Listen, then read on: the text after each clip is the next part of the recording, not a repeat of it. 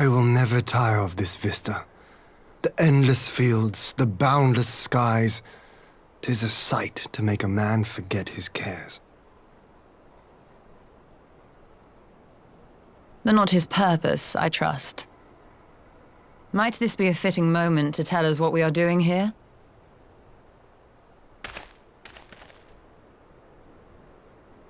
Of course. During my time with the mole, I learned some few myths of this land. One goes thus. In the distant past, when all seemed doomed, a wayfaring soul came unto the steppe. Venturing into the northern crag, he received of Nama a sliver of her essence, a shard of the shining moon, and with it clove the tainted land from the earth. The end thus averted, to these fields did the wayfaring soul return, and venturing once more into the northern crag, he buried the shard, and made unto the heavens an offering of blood.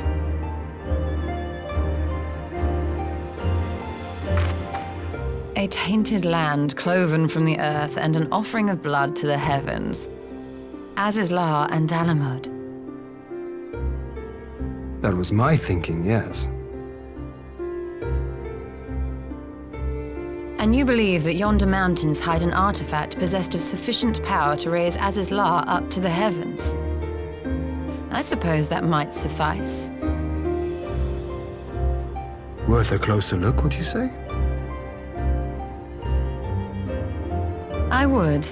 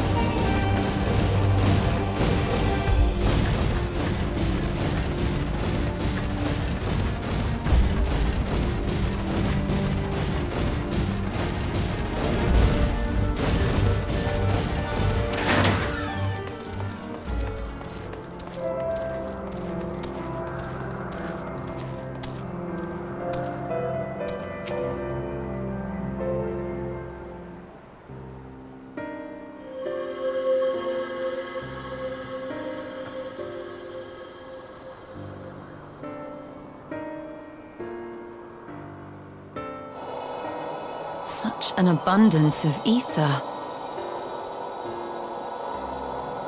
Are we in luck? We are.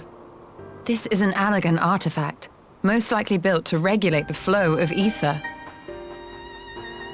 I strongly suspect the ancients used it to stem the flow from here to the burn. That would explain how they were able to untether what became Aziz La from its surroundings.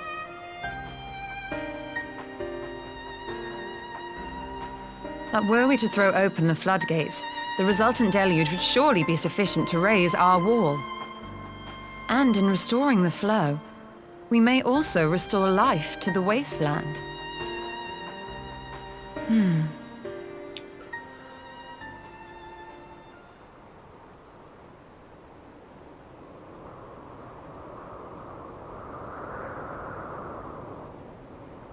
What is it?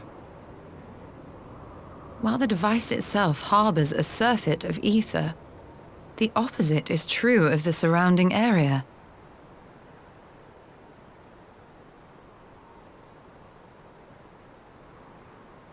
An effect of regulation, perhaps.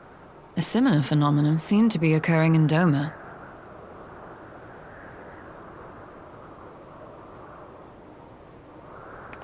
Whatever the explanation, the answer will not reveal itself here. We have seen what we needed to see. Let us return to Mol Ilo.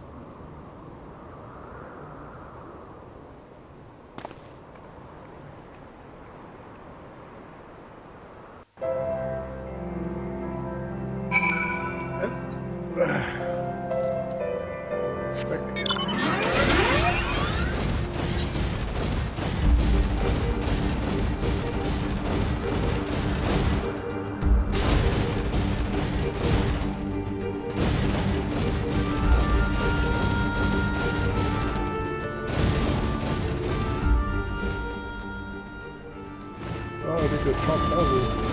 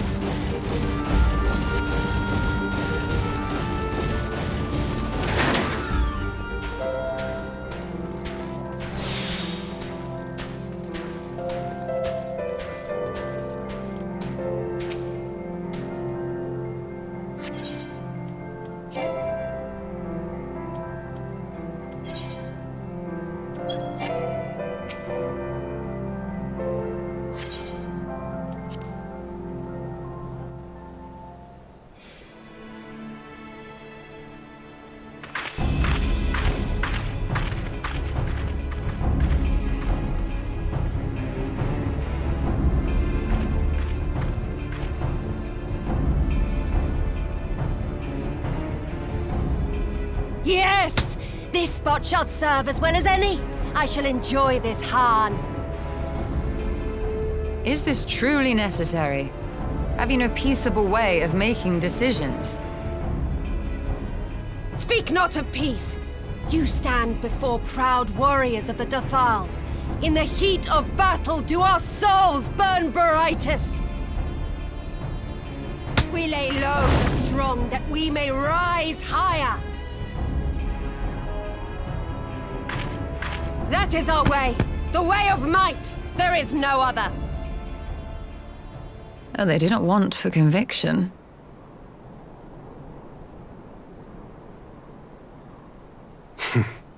Indeed.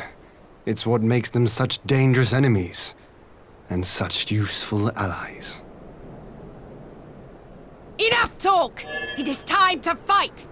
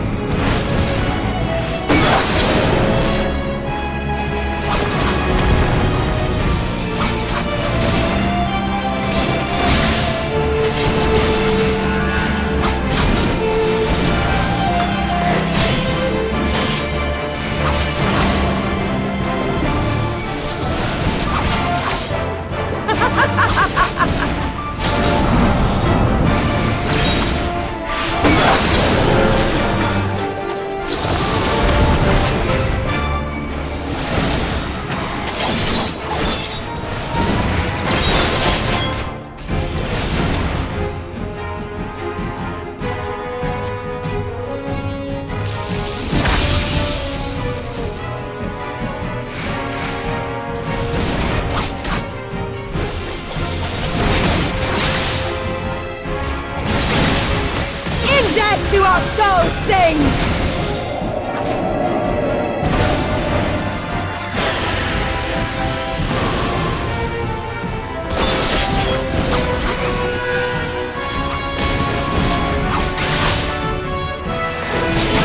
In death do our souls sing!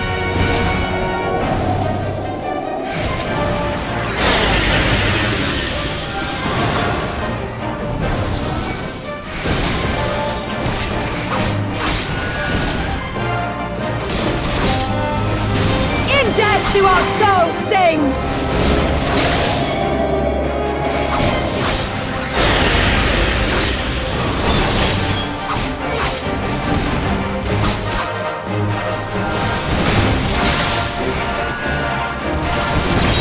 In death do our souls sing!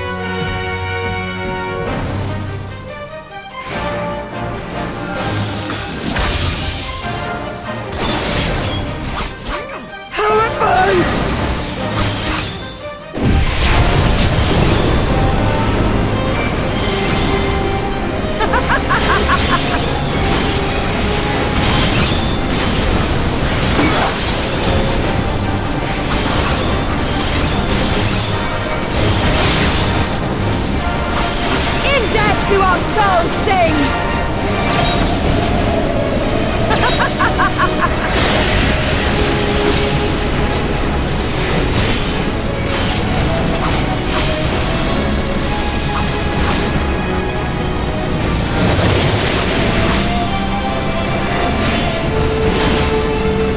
In death do our souls sing!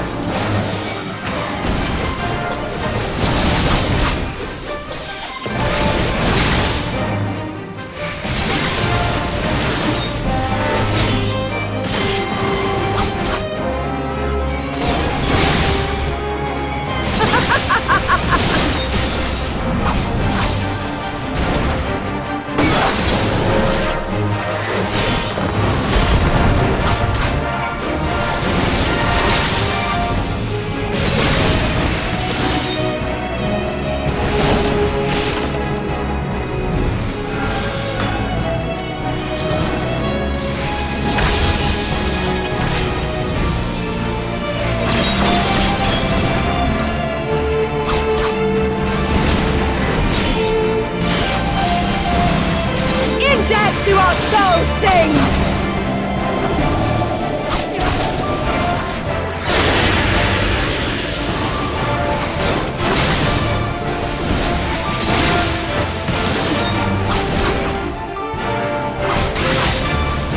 In death do our souls sing!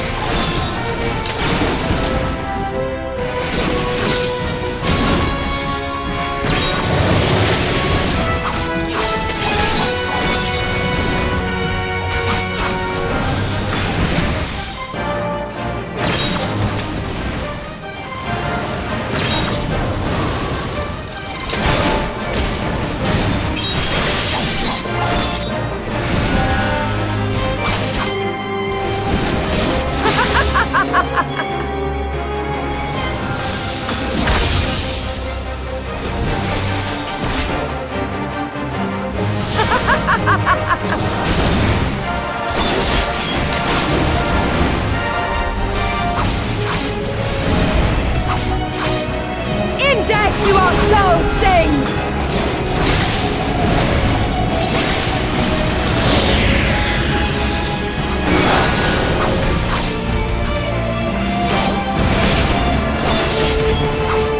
In death do our souls sing!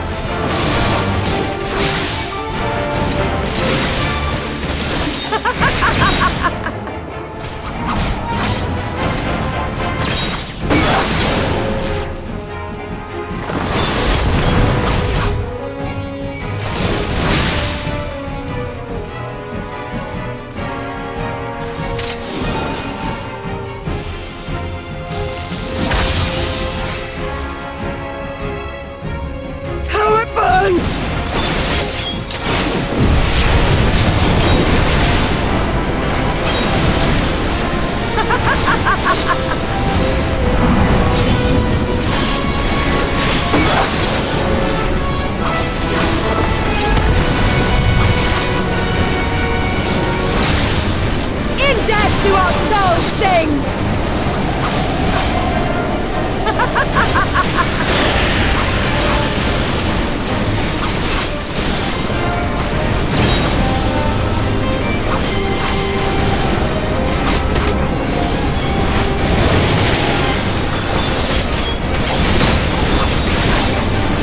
In death do our souls sing! Get back.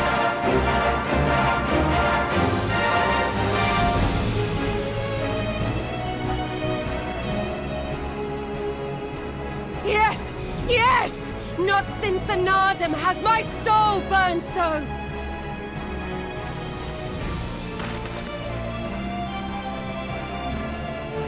Come! We have only just begun!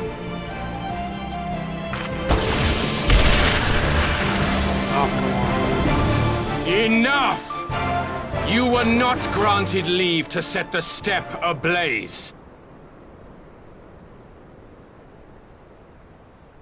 Well, well, the sun has come out to play. Be gone, Moonstruck Oranir! I am busy! Fool of a Dothal! Have you forgotten the face of your master already? The sun will never set! From his seat on high, he reigns over all, now and forever.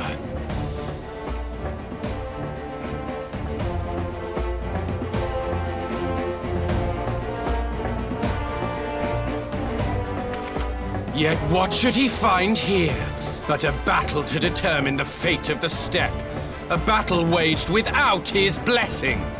This will not stand. You, Doman! You who come to petition the warriors of this land, forget that all Nama's children are wards of the Oranir. As first among my brothers, your petition is mine alone to judge.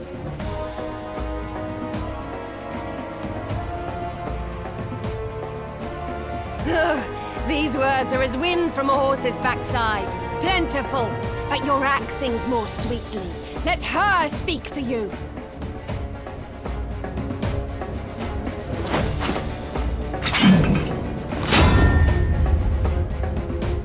Insolent child. You will learn your place!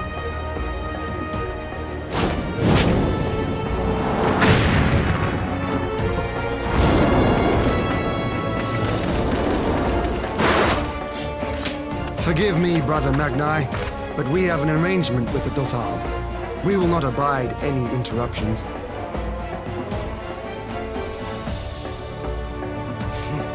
So be it. The sun will pass judgment on all. Daidakul, join me.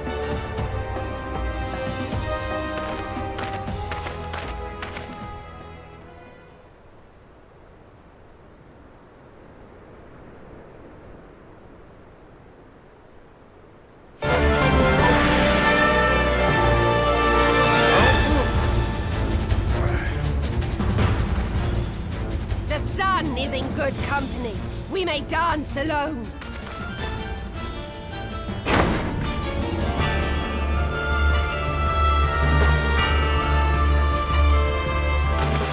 Beg not for mercy, for you will have none. Bear witness to the power and the glory of Azim!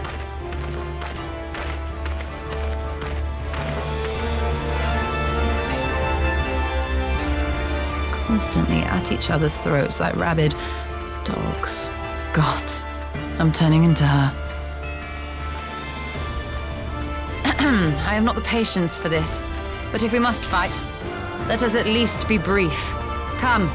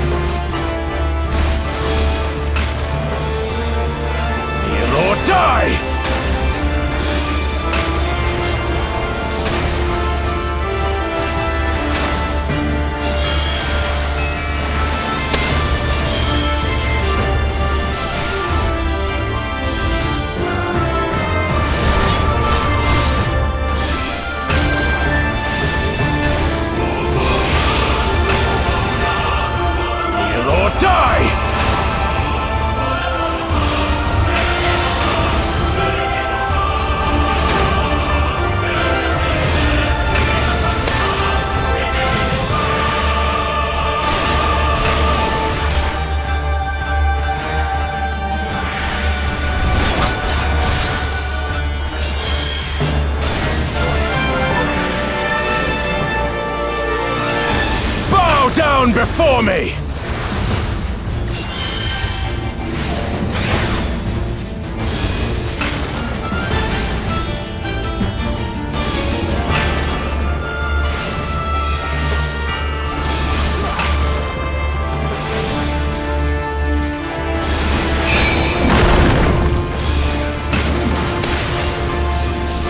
Heal or die!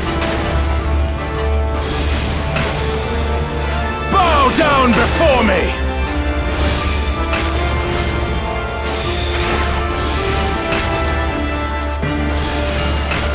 Tremble before the sun!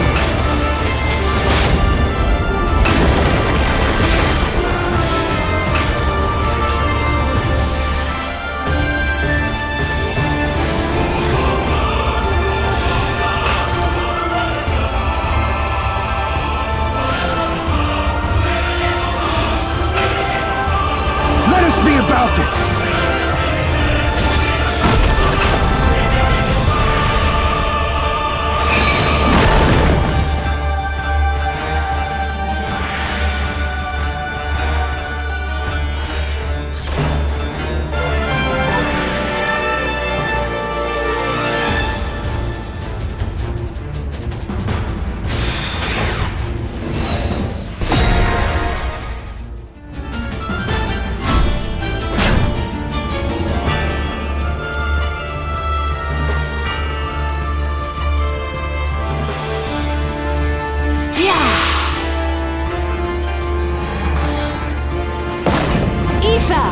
To me!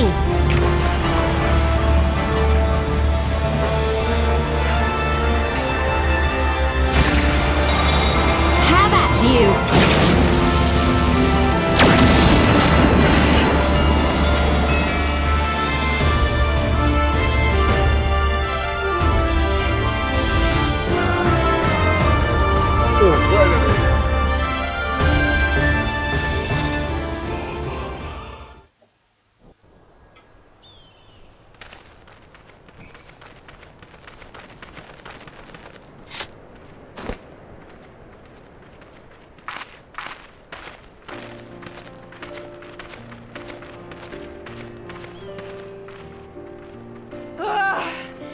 Never have I felt such bliss in defeat.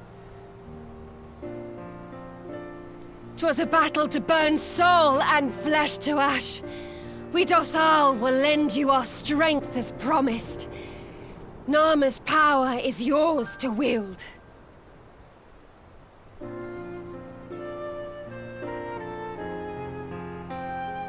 What does the sun say to that?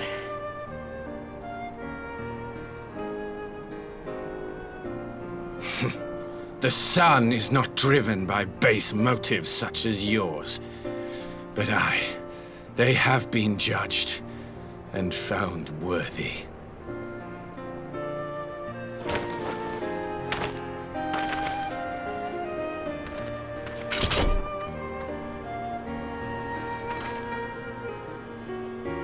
It is the way of the Oranir to accord recognition and respect to the strong. You have made sufficient proof of your strength. The sun shall answer your call. You have our thanks. We are glad to call you allies.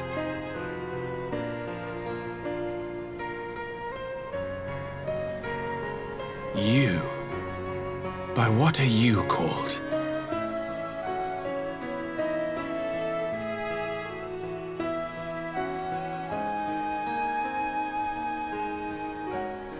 Y'shtola, why? Are you my Nama?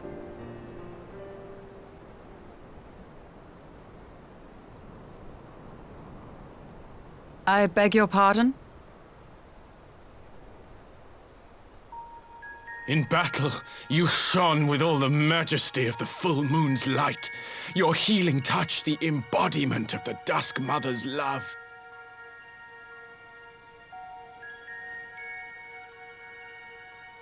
Long had I wondered if my Nama might not be a woman of the steppe. Beholding you, I am all but certain.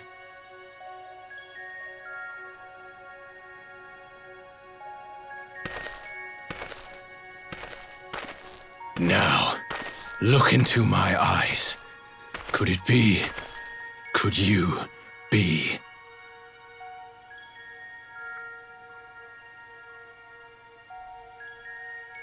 I am.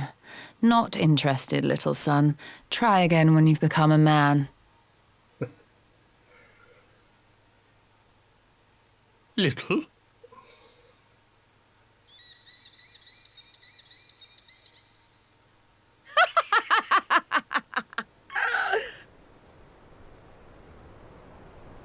Little son! Little son!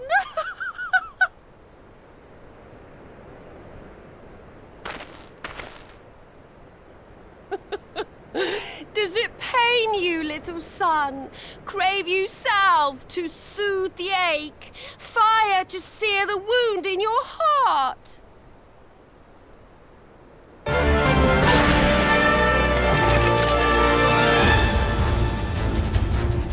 We have wasted enough time here. Siren awaits for word of our success.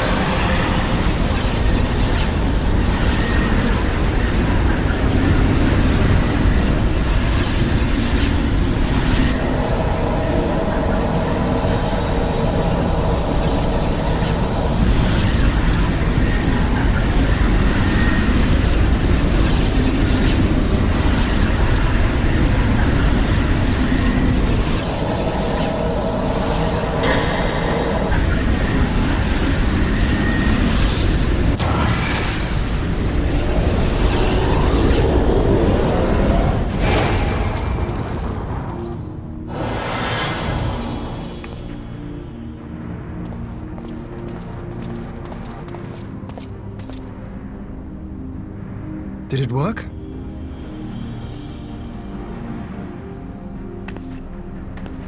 It did. Ether may flow freely to the burn once more.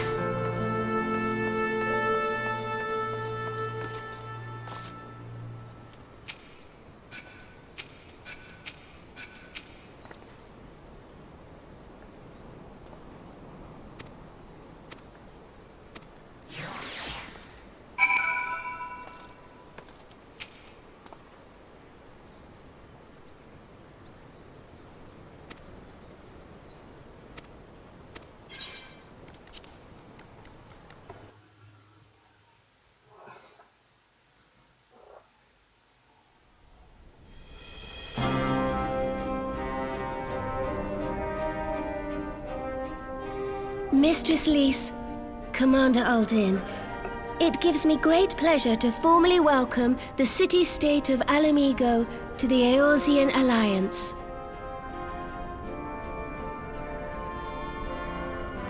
The pleasure is ours, Your Grace. I know I speak for all Alamegans when I say that we are glad of this chance to stand with our comrades of the Alliance.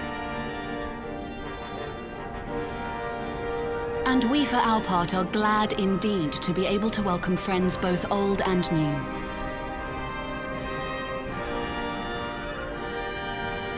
Lord Hien of Doma, at your service. Pray, accept my heartfelt thanks for your generous invitation. Nay, 'tis we who must thank you for journeying so far. And 'twould be remiss of me not to acknowledge the part the Scions of the Seventh Dawn have played in bringing all of us together.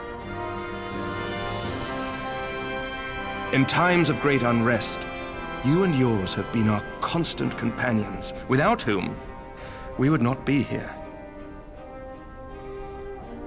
With apologies to Lord Hien and Mistress Alisaie, it occurs to me that we have not gathered in this way since that fateful day in Uldar. The day I lost my arm and my freedom. As I lay in my cell, never did I dream that I would one day be given the chance to represent my homeland at this council. I would not even be alive had you not plucked me from the jaws of death. You, Yugiri, and Alphino. Would that the lad could be with us.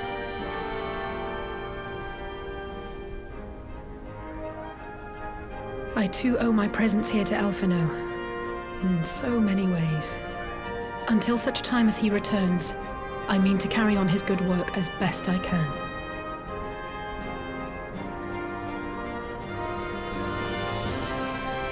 Come, friends, let us leave the past in the past and turn our eyes to the future. My Lord Hien, pray, tell us how things stand in the East.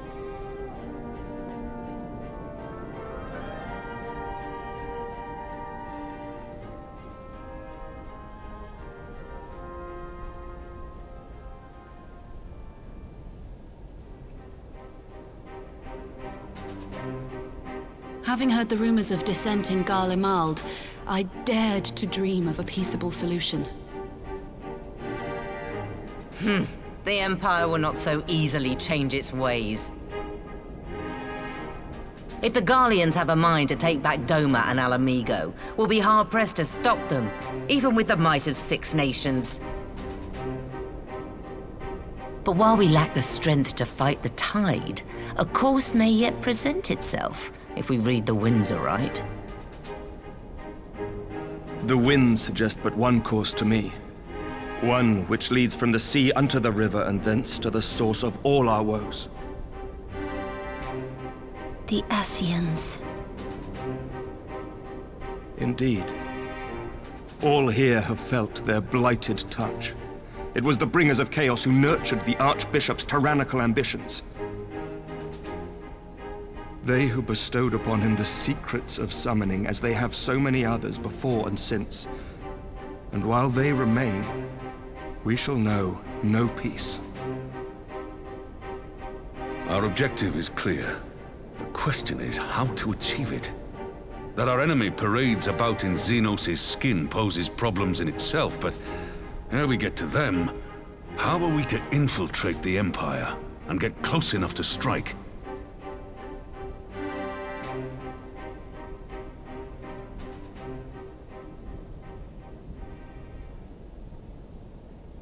While I see the wisdom in targeting the Ascians, an assassination attempt on Garlean soil would do little to aid our cause, even were it to succeed. It's time we used our enemy's preferred tactic: subterfuge. You have an idea? Speak your mind, Master Thancred. None here know the enemy better than the Scions, and you mayhap best of all. Whatever it is you propose, we will give it fair hearing. On that you have my word. Very well, Admiral. My proposal is thus. we dispatch the shinobi to Imperial territory. There, they sow the rumor that the Crown Prince perished in the battle for Alamigo, and that the man parading around is in fact a corpse inhabited by a servant of darkness.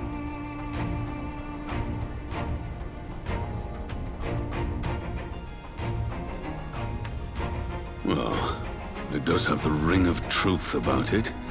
And were the Garleans to learn that their future ruler is a puppet, the Empire would be shaken to the core.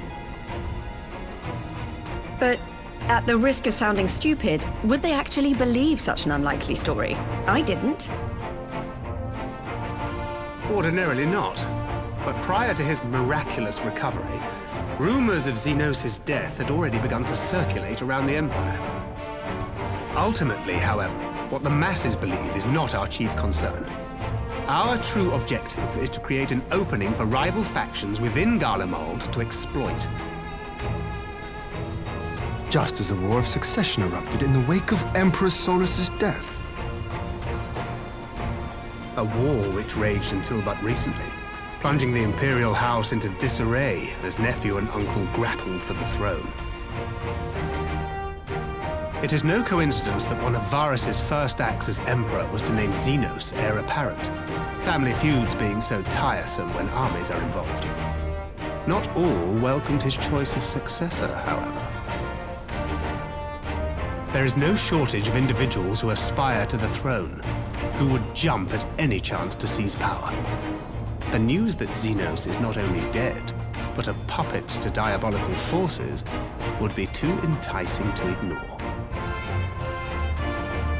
The Empire would not be quick to recover from a second war of succession.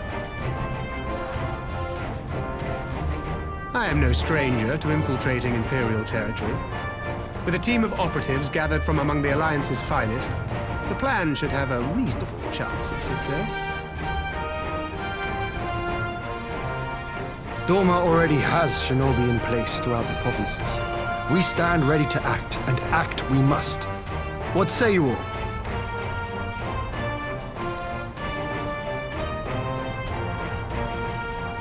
I'm for Master Thancred's proposal. We shine a light upon the Ascian and test the Empire's unity. 'Twas his plot that scuttled Doma's negotiations, was it not? Why then, if we can eliminate him, there may yet be a chance for peace. Let us wage this war of subterfuge, that we may one day lay down our arms. Gods know we never will while the Ascians remain.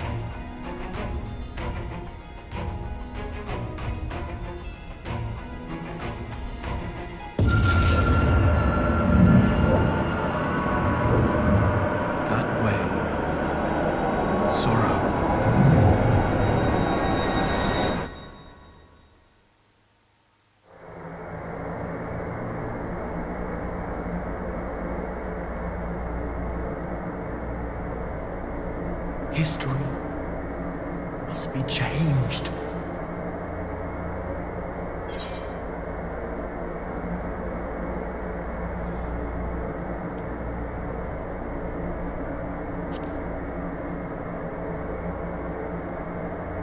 Ahead looms a calamity.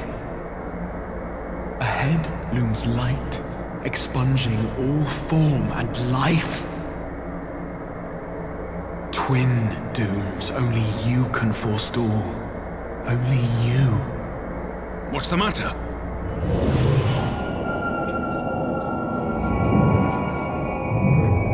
There's a voice! Spies in our midst? Nay, I sense no such presence. Let expanse contract. Eon become instant. Throw wide the gates that we may pass.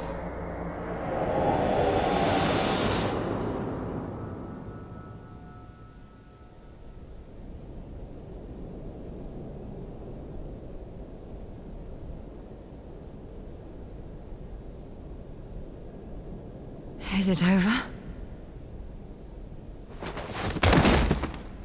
Master Thancred!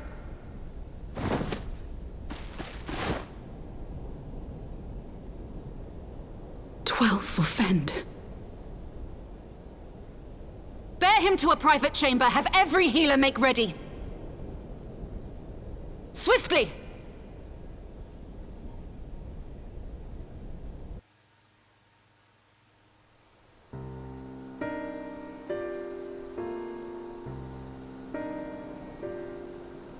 Master Thancred remains in slumber. Though his vital signs appear stable, he's unresponsive. What could have done this? And why just him and not the others? I'm afraid we could not identify the cause, my lady. Our examinations revealed no wounds, nor the presence of any poisonous substances. Gods, that only makes it worse. You're to let us know the moment there's any change, all right?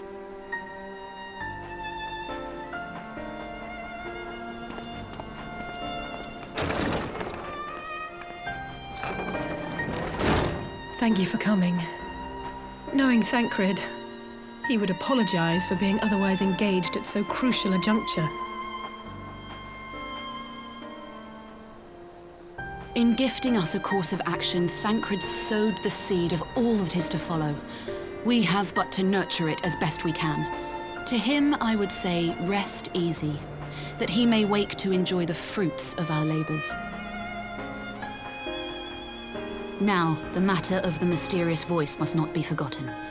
Will you tell me exactly what happened? Alize and I heard a voice in the moments before Thancred collapsed. It was accompanied by a severe headache, as if something were clutching at our minds. Did you experience the same thing?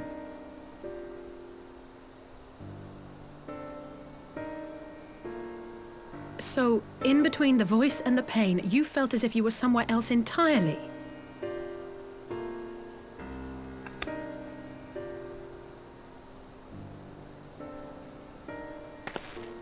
Your testimony confirms my suspicion. That which you experienced was, I believe, your soul being plucked from your flesh. Called. Called?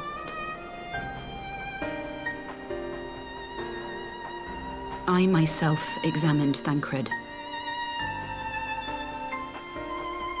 Reach out as I may, I could not sense in him the spark of life that is his soul.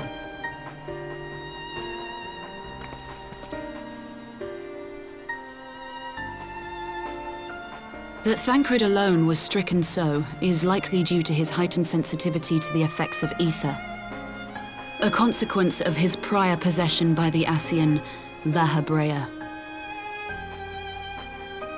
The owner of the voice, whoever it may be, reached out to you, called your souls, and in so doing, caused you and yours such pain.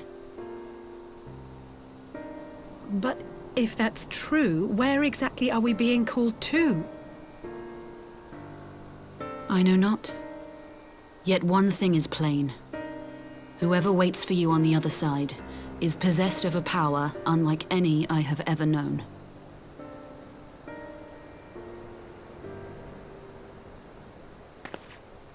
Forgive us, Lys, but may we leave Thancred in your care for a time?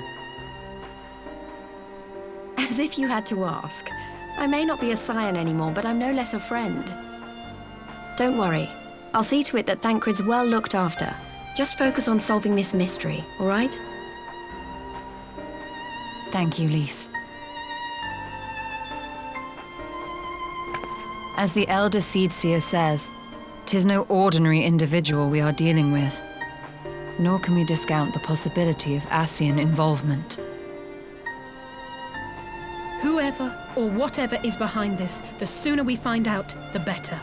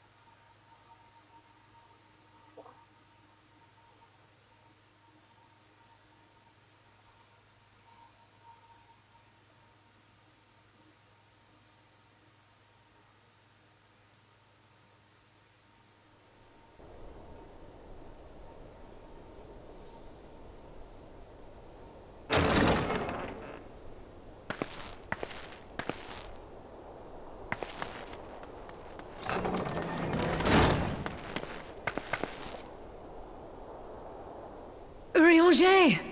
Gods, it's good to see you. Would that our meeting were under happier circumstances. I judged the voice sufficient cause for concern even before you sent word of its effect on our comrade.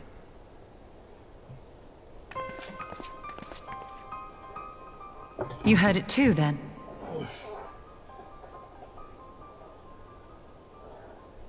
Aye. And all but certainly at the selfsame instant. Alas, pained as I was, I could make little sense of what few words did then reach mine ears.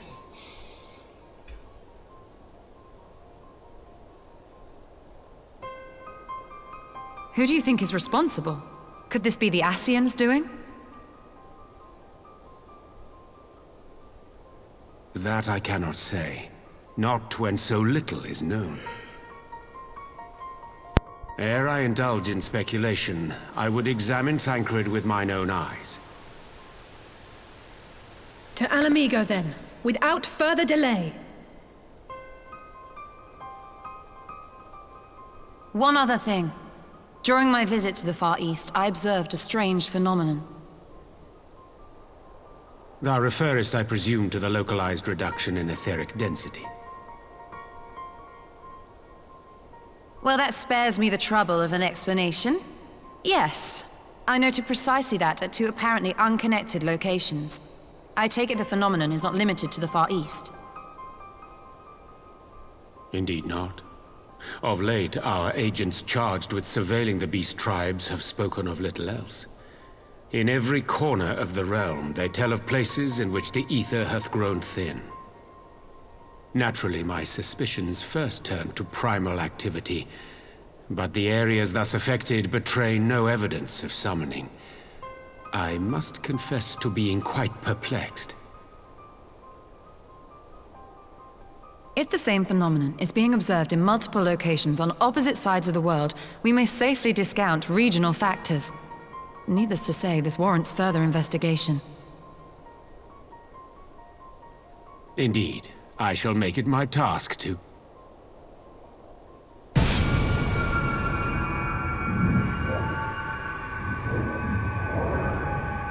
The voice. It calleth to me once more.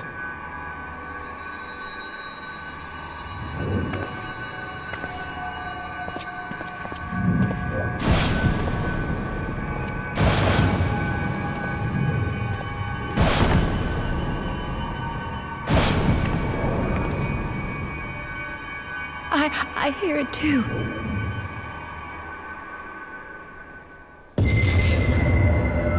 Only you.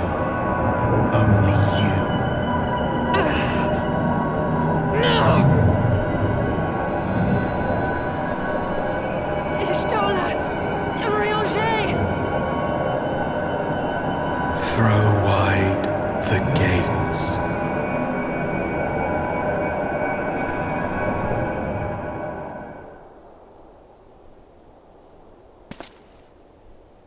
No. No, this can't be happening!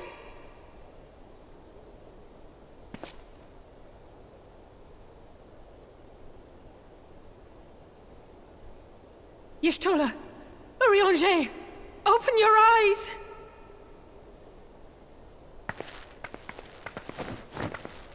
Open your eyes, I beg you! Say something! Anything! Not again. Please, not again.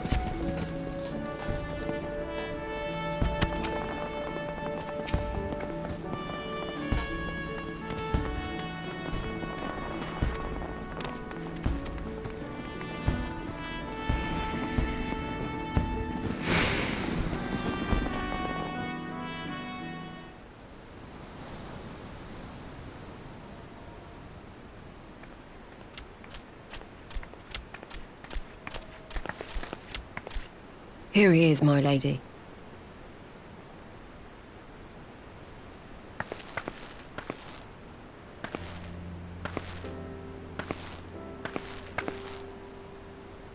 Gabu, it's been too long.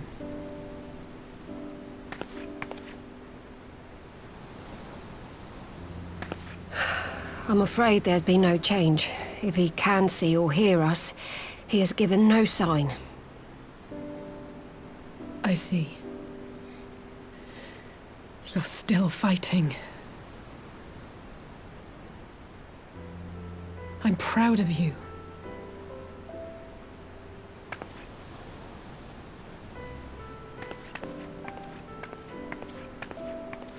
We promised that we would come and visit you together, didn't we? Alphino and I. I'm sorry that we haven't managed that yet.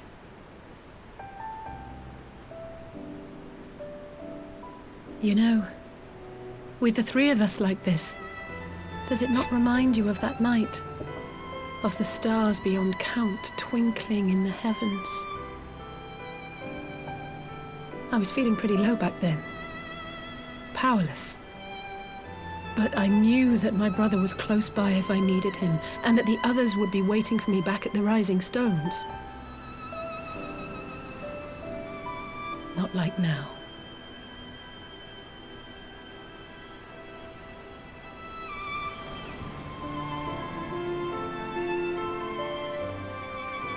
I've seen my share of trouble since coming to Eorzea. Been reminded again and again of my limitations, of how little I can change about this world. And I've come to know the sorrow of parting all too well.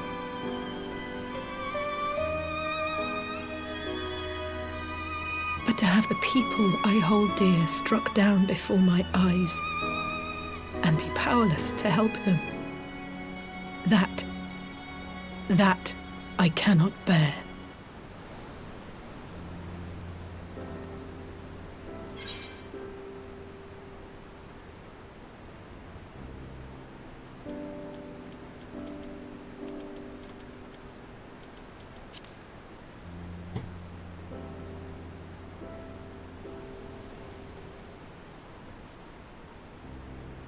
And for that, I am grateful.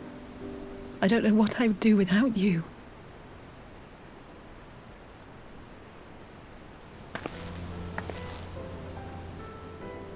Well, that's more than enough brooding for one day. Come on. We have friends to save.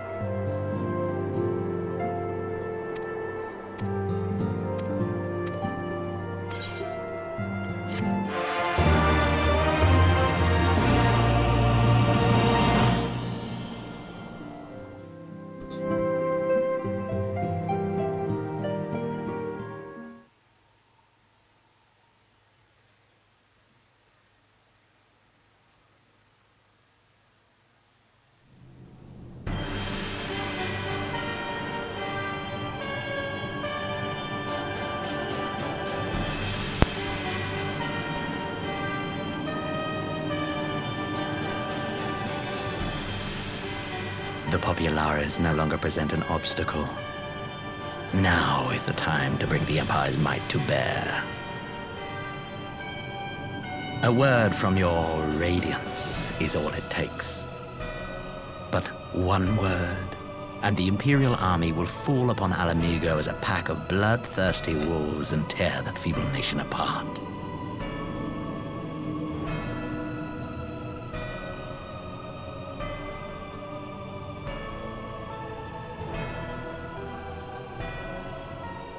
Have you no words for me?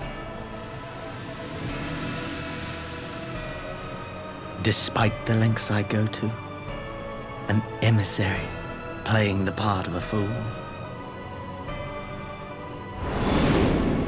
When first I took this face, I swore to use all of my knowledge, all of my power, to further the cause of the Empire.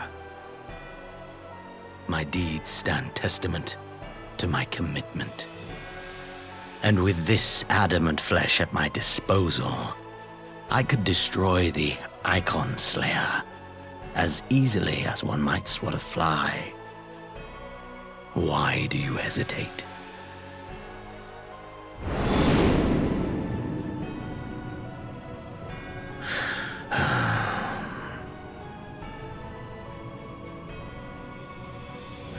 Our enemy is resourceful. Though victory is certain now, it will not remain so indefinitely. Deliberate if you must, but be quick about it. We'll speak again when you have unburdened yourself of doubt. Until then, I take my leave, Father.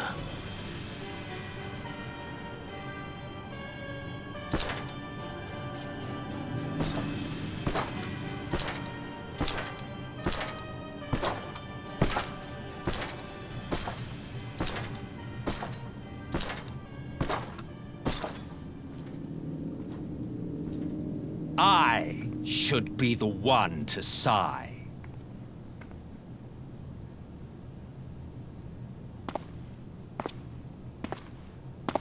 I played my part to perfection. I had earned my rest, and then, thanks to La Habrea's crowning act of idiocy, our favorite emissary sees fit to summon me back. Elidibus was ever a warrior. A most tiresome trait, would you not agree?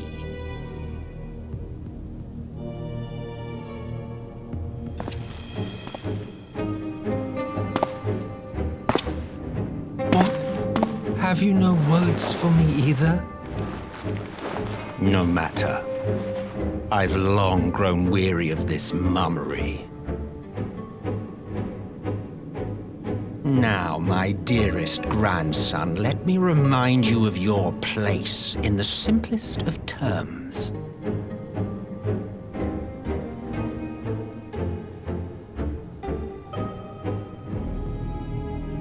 You do not make judgments, you administer them.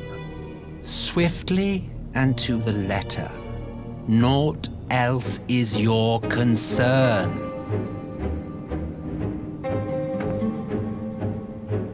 Elidibus may be an insufferable bore, but he is no fool. His choices as emissary seldom err.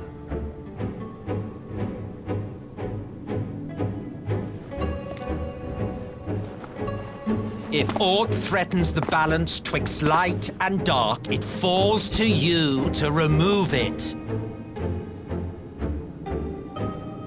Be it by your own hands or by your armies, you have ample means at your disposal.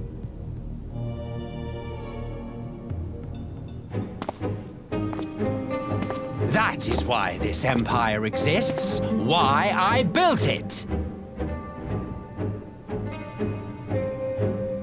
Oh dear, have I touched a nerve? You always were an easy one to read. I pity you, I do.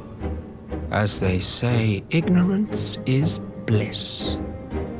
And I know how much happier you would be not knowing the things you know. The Founding Father was an Ascian, and he created the Empire solely for the purpose of sowing the seeds of chaos.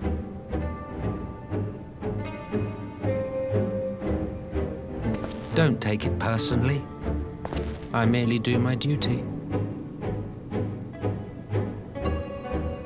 To bring about a calamity requires no small amount of power, and there is no surer way to obtain such power than by collecting powerful pawns.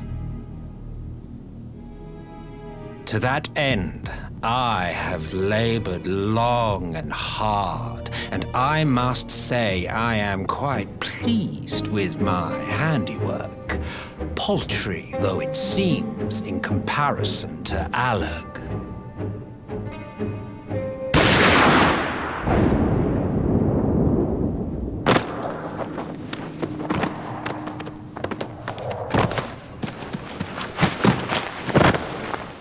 You fiends are overfond of your own voices.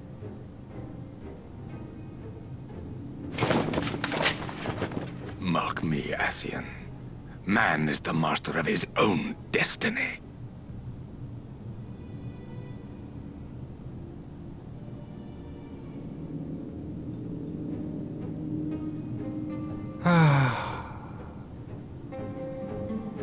Such a waste of time and energy, both yours and mine.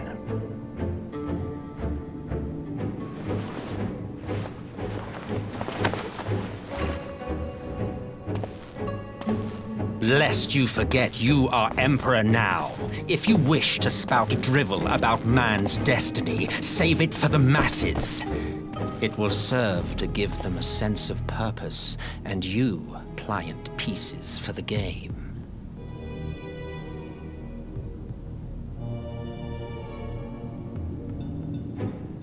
Oh, do stop sulking, boy. You, of all people, should understand. Ours is a struggle to restore both mankind and the world to their rightful state. Viewed thus, our goals are one and the same.